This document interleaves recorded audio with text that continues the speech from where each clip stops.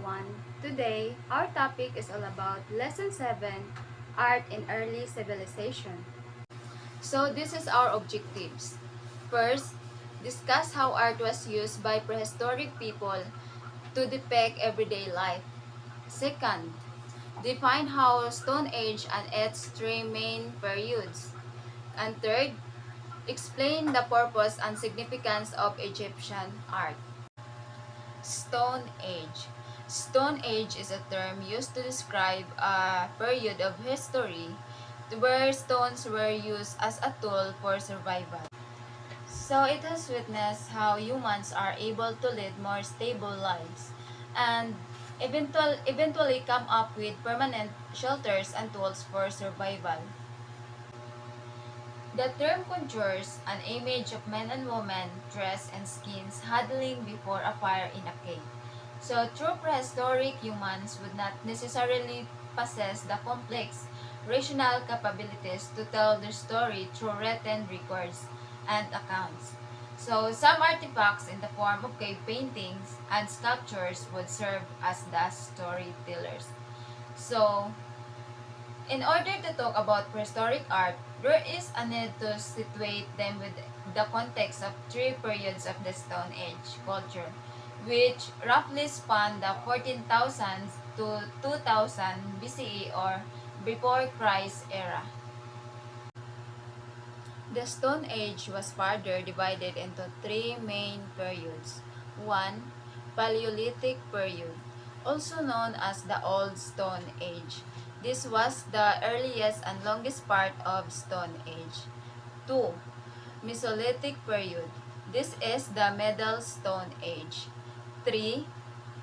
Neolithic period. This is the New Stone Age. So the first stone ages that I've discussed is the Paleolithic art. So Paleolithic means old stone age. It is the earliest form of human creativity. It made up by the people who lived there during 30,000 to 10,000 before Christ era. So these were the hunter-gatherers who used natural materials like stones, bones, and charcoals to create an art. So what did they make? So they make cave painting. So for example is the Hole of Bulls. You may see in this picture, there are story behind this picture, the Hole of Bulls. So in 1940, four boys and a dog stumbled upon a hidden cave in Montignac, France. So inside they found walls covered in vivid images of animals like bulls, horse, deers, painted by unknown hands over 17,000 years ago. So this chamber, known as the Hole of Bulls, part of the larger Luscous cave system. So next is the Mesolithic art. So Mesolithic means Middle Stone Ages. It came after the Paleolithic, the Old Stone Age. People were still hunter-gatherers, but they began settling, more fishing, and gently shaping nature into something personal. So what kind of art did they make? So rock art, showing humans dancing, hunting, or gathering, not just animals like before. And then simple carvings and pottery, sometimes decorated with patterns. So this image below shows a beautiful examples of ancient petroglyph art, a carving etched into stone, likely created 1,000 years ago by early humans. The figure appears to be an antelope or gazelle, captured in motion with elongated limbs and curved horns, suggesting speed, grace, and vitality. So, let's proceed to Neolithic art. It is also called as the New Stone Age. During this time, people learned how to farm, build houses, and living in villages. Their art show their new way of life, such as making pottery for food and water, creating sculptures of people and animals, building big stones monuments like Stonehenge. The Stonehenge was found in England. No one knows the exact purpose of the Stonehenge, but people think It could have been a temple or a calendar for the moon and sun. So in this period, it showed how life changes from hunting to living in a settled communities. Next is Egyptian art. Egyptian civilization grew along the Nile River. The Nile River was very important to Egyptians because it gave water, food, and transportation. They valued it so much that they considered the Nile River as God. The Egyptian civilization can be divided into three periods: the Old Kingdom, the Middle Kingdom, and the New Kingdom. This time, we will tackle about the Old Kingdom of Egypt, around 2686 to 2181 before Christ era. The country of Egypt was strong, peaceful, and rich. The government as well organized, and a king called Pharaoh have a lot of power because things were going on so well. Egypt could focus on big projects, especially building huge tombs for their kings. Why is it called the Age of Pyramid?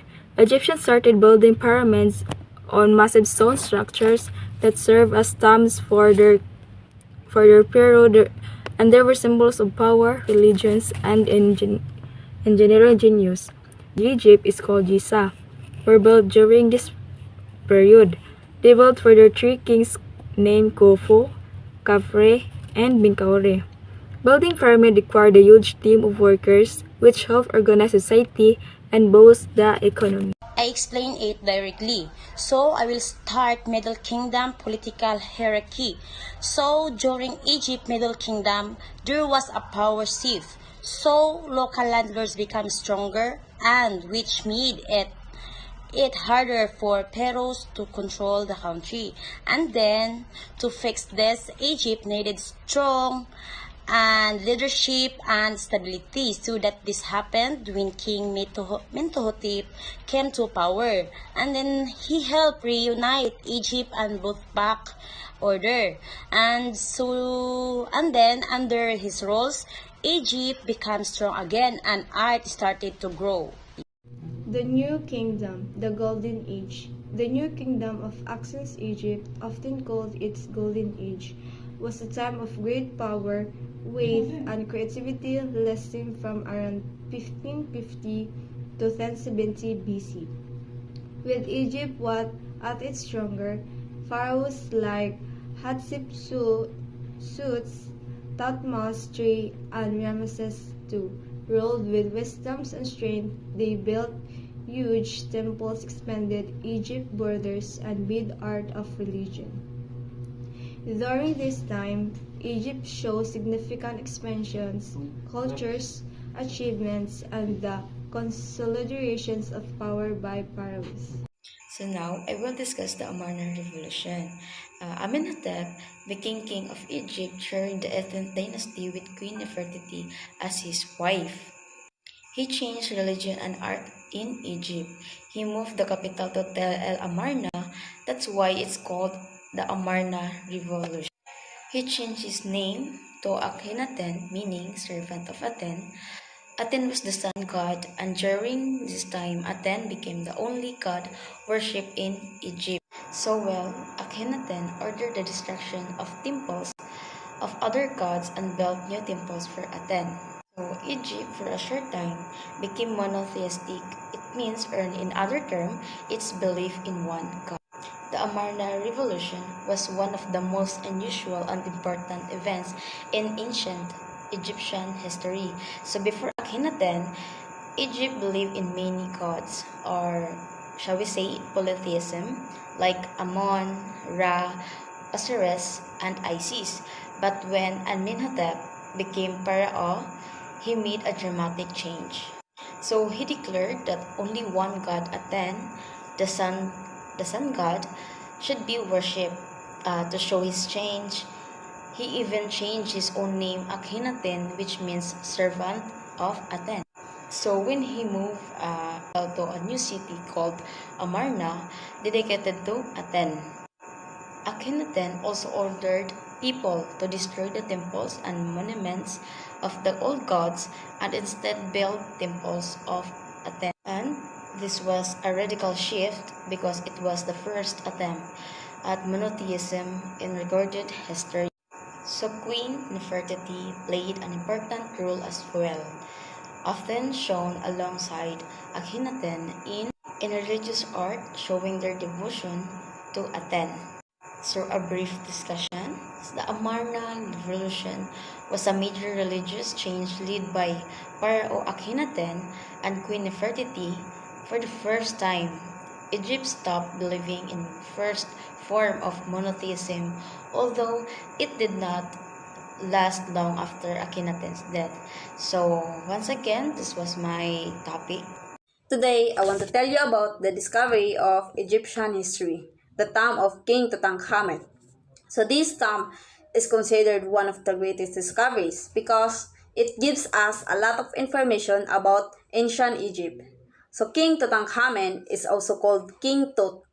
He became a king when he was a very young age at only 9 or 10 years old, but he also died at 18 years old. The tomb was discovered in the year of 1922 by an archaeologist named Howard Carter. When they opened the tomb, they found many amazing things like gold artworks and treasure. The coffin inside the tomb was made of solid gold. The body of the young king was covered with linen cloth. His face was covered by beautiful gold mask, which is called a death mask.